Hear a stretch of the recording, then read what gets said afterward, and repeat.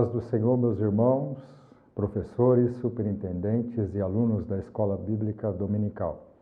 É uma alegria imensa estar aqui para falar um pouco a respeito da lição de número 5, para que possamos então juntos, nesta sala de aula virtual, aprender um pouco mais a respeito dessa tão gloriosa e maravilhosa Palavra de Deus. A lição de número 5, ela tem como título O Avivamento na Vida da Igreja. O seu textuário diz assim: E todos foram cheios do Espírito Santo e começaram a falar em outras línguas, conforme o Espírito Santo lhes concedia que falassem. Leitura que está baseada em Atos capítulo 2 e versículo de número 4. A verdade prática para as nossas vidas tem desta forma. Ao longo dos anos, a Igreja experimenta avivamentos por meio do batismo no Espírito Santo e da atualidade dos dons espirituais. A lição ela tem os seus objetivos. E os 3 objetivos da lição de número 5, ela está baseada na realidade do batismo no Espírito Santo, o dinamismo da Igreja Apostólica e, para concluirmos, a importância de um ministério ungido para a Igreja. A lição em si, ela é bem atrativa, contemporânea, completamente atualíssima, segundo a Bíblia Sagrada. Nós estamos falando aqui de uma igreja que nasceu biblicamente, teologicamente, historicamente, em Atos dos Apóstolos, capítulo de número 2. E o tema fala de uma igreja avivada, ou seja, a igreja de Cristo, ela já nasceu avivada, completamente cheia da presença do Espírito Santo. E quando nós vamos estudar, seja o avivamento na igreja, o avivamento pessoal, o avivamento no Antigo, no Novo Testamento, enfim, quando nós falamos do assunto avivamento, primeiramente nós temos que estudar e conhecer a doutrina do Espírito Santo. A doutrina do Espírito Santo é uma das doutrinas mais fundamentais de toda a Bíblia Sagrada. Por que temos que estudar a doutrina do Espírito Santo antes de estudarmos o avivamento? Porque todo avivamento ele é gerado pelo Espírito Santo. Então, se nós não conhecermos o Espírito Santo, dificilmente nós vamos chegar a um avivamento. Dificilmente. Todo o contexto histórico, toda a teologia do avivamento que está inserida por todo o livro do Atos dos Apóstolos, é uma teologia completamente necessária para a igreja atual, que é a teologia do avivamento. Ela está difundida por todo o livro de Atos dos Apóstolos. E todo avivamento deve iniciar seu estudo pela presença, pessoa bendita do Espírito Santo. Trata-se de uma doutrina completamente importante, completamente intensa nas Sagradas Escrituras, e ela deve ser estudada tanto do ponto de vista bíblico, teológico e histórico, porque ela está inserida em Atos, em todo o Novo Testamento e em muitos períodos da igreja, até chegar neste período da igreja moderna, a qual nós fazemos parte dela. O tópico de número 1 vai falar sobre o batismo no Espírito Santo e o seu público-alvo. É interessante aqui que o autor da lição coloca os 3 requisitos básicos para o batismo no Espírito Santo. Como nós temos aqui que conceituar a realidade do batismo no Espírito Santo, nós devemos entender a base para esse batismo no Espírito Santo. O autor coloca aqui no tópico 1, subtópico 1, o chamado abrangente de Jesus. A primeira condição para receber o batismo no Espírito Santo é passar pela experiência da salvação, sendo necessário, veja bem, arrepender-se, depois o autor vai colocar obedecer e depois santificar-se. Então nós estamos aqui diante de um tripé teológico que é a base para o batismo no Espírito Santo. Arrependimento pessoal, obediência a Deus e santificação a Deus. Então, sem esses três elementos fundamentais da nossa teologia, é difícil haver um batismo no Espírito Santo. Então, meu companheiro, meu amigo professor, tente enfatizar isto na aula. Tente dar uma ênfase nesse tripé teológico: arrependimento pessoal, obediência a Deus e santificação a Deus, que é a base para o batismo no Espírito Santo. O batismo no Espírito Santo é um revestimento de poder que dá ao cristão uma capacitação para que ele possa fazer a obra de Deus, para que ele seja revestido com este poder e que consiga dar frutos ao reino de Deus. O batismo no Espírito Santo é uma doutrina atualíssima, é uma doutrina fundamental e que nós, pentecostais, devemos então buscar esta experiência e motivar a geração mais nova a buscar isso. Então, na sala de aula, tente focar nesse batismo no Espírito Santo e nesse tripé teológico, para que então fique nitidamente dentro da compreensão dos seus alunos a necessidade para esse batismo no Espírito Santo. Essa experiência, veja bem, essa experiência do batismo no Espírito Santo, ela é lógica e teologicamente separada da experiência da conversão. Meu amigo professor, isso aqui é um ponto importantíssimo, saber dividir o batismo no Espírito Santo com a obra da regeneração. O batismo no Espírito Santo é um revestimento de poder. A experiência da regeneração é o novo nascimento, é a experiência de estar nascendo novamente. Então é importante frisar isto e deixar bem claro que o batismo no Espírito Santo, ele ocorre tão somente após a experiência da regeneração, que é o novo nascimento.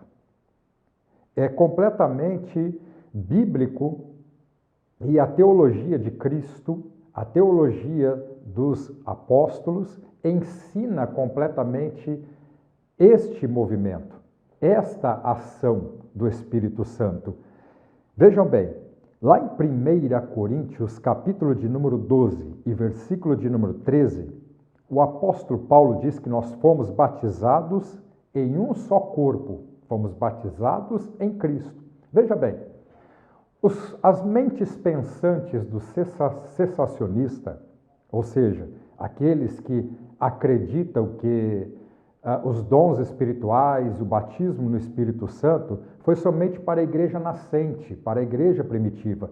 Mas o cessacionismo, ele é um erro, um desvio teológico perigoso.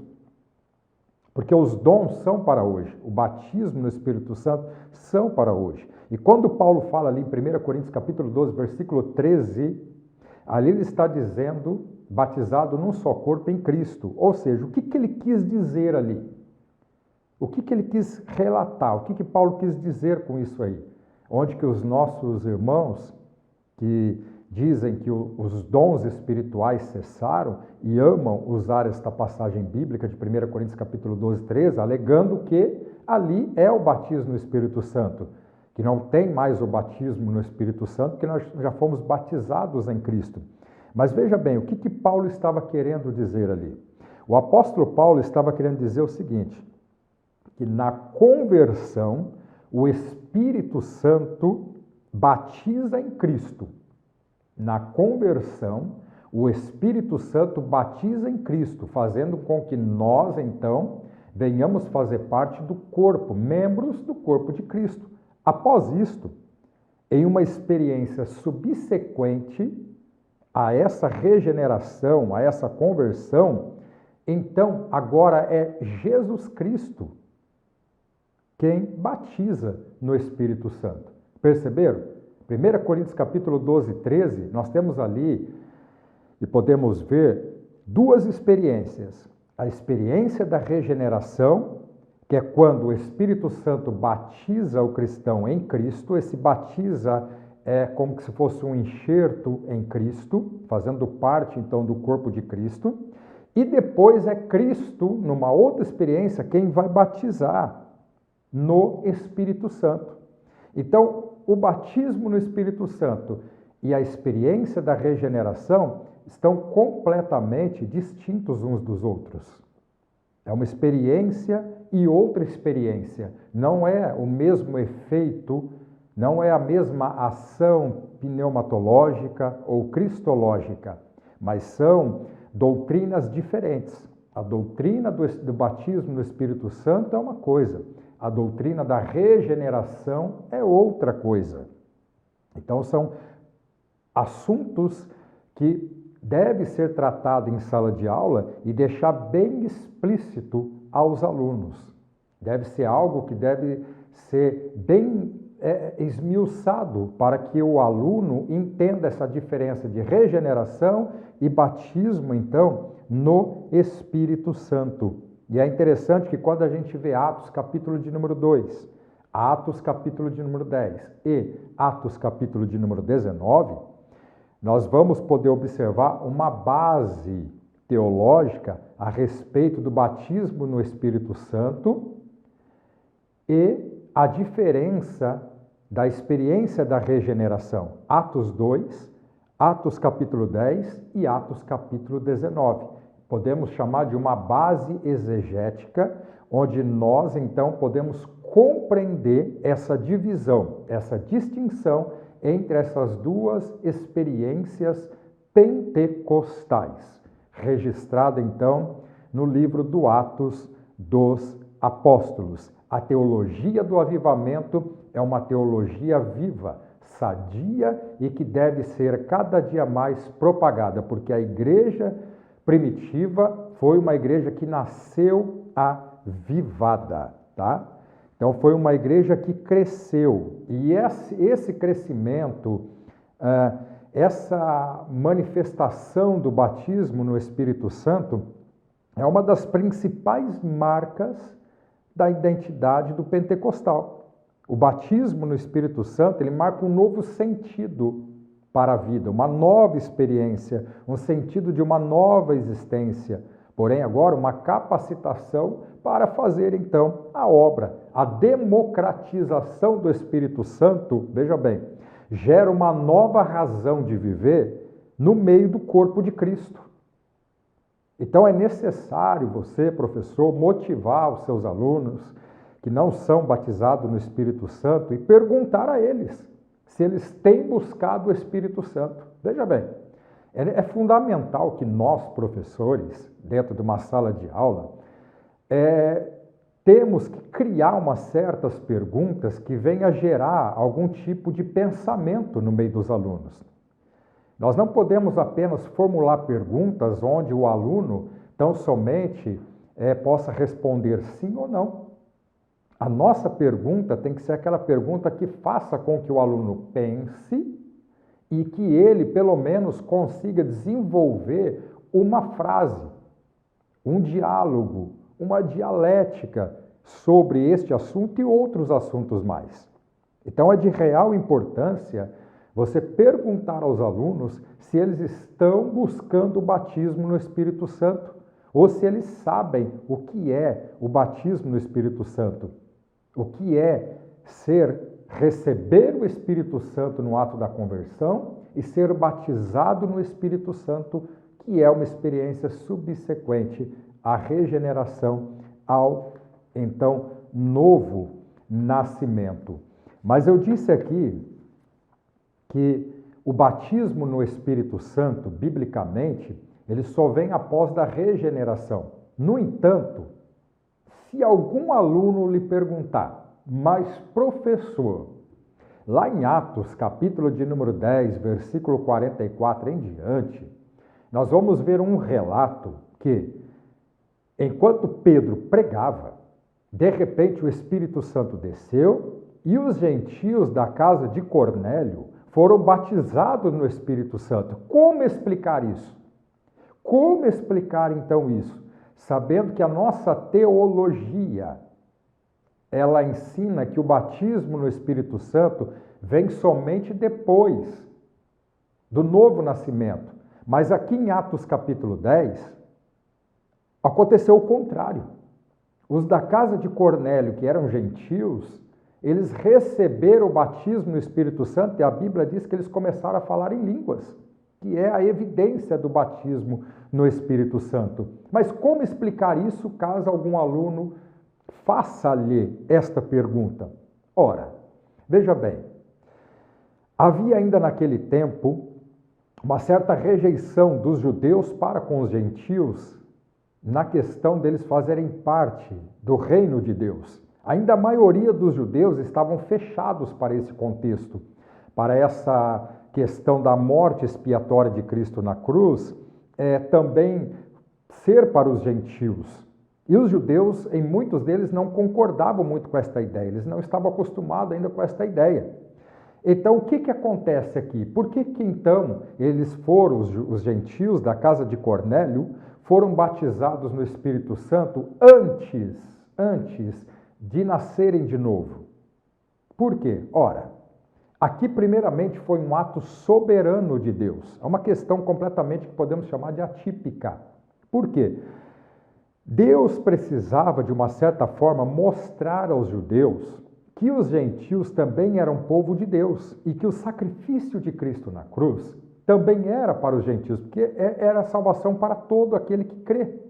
Então o Senhor, no seu ato soberano, batizou os da casa de Cornélio, junto com Pedro e mais 6 dos seus acompanhantes, da sua comitiva.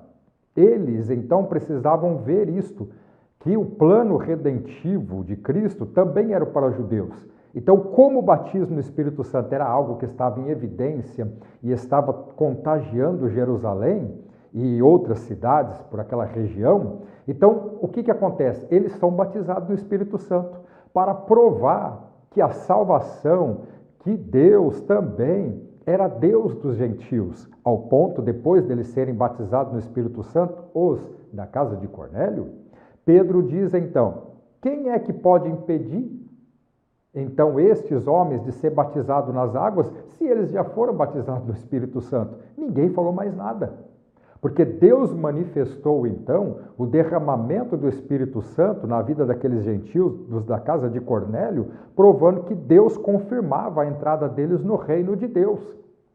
Então eles foram batizados depois nas águas, mas vejam bem, não tome isso como doutrina. Tá? Porque a doutrina fundamental é o batismo no Espírito Santo depois, tá?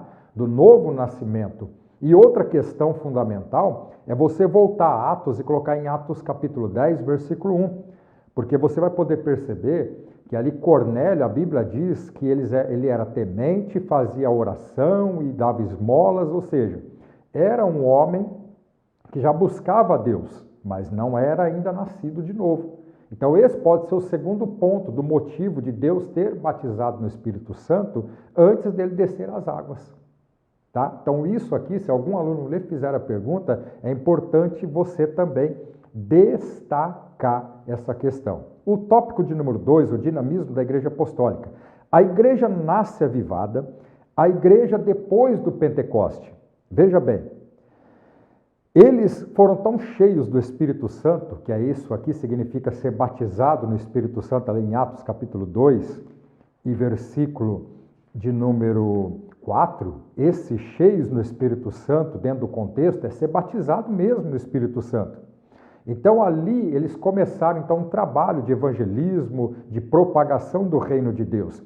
Então veja bem, o avivamento na igreja primitiva gerava esse anseio por almas, gerava esse desejo por almas. E a gente vai poder encontrar em Atos dos Apóstolos pelo menos 14 pregações.